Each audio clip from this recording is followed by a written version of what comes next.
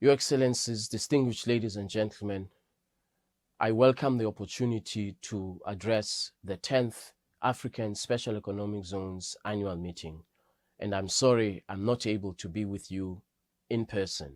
However, I extend my warm wishes, best wishes for this event. I also want to congratulate and appreciate Angola and the Luanda-Bengo SEZ for hosting this important gathering. This year's conference coincides with the 50th anniversary of Angola's independence, a milestone that reflects both resilience and a renewed commitment to sustainable development and industrial transformation.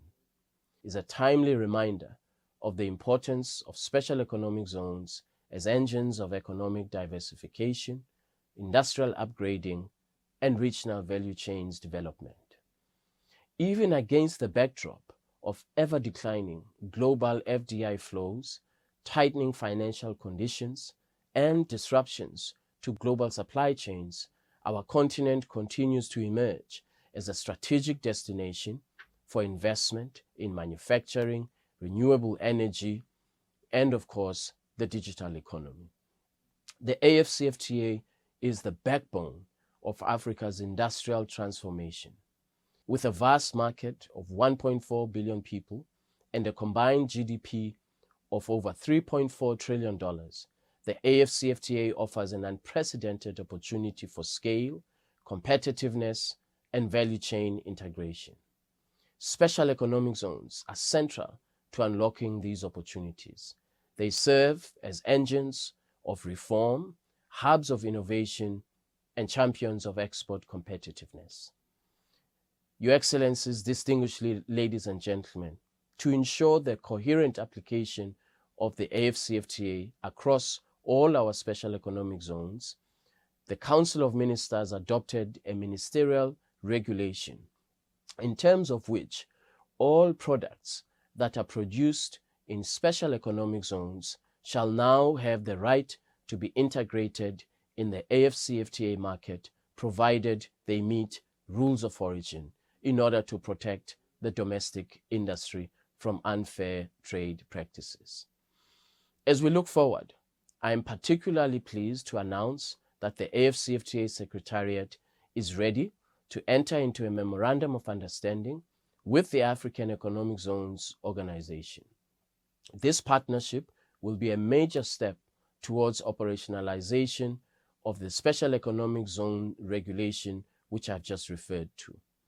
Through this MOU, we will develop an action plan that will include joint assessment of special economic zones infrastructure and policy coordination across our continent.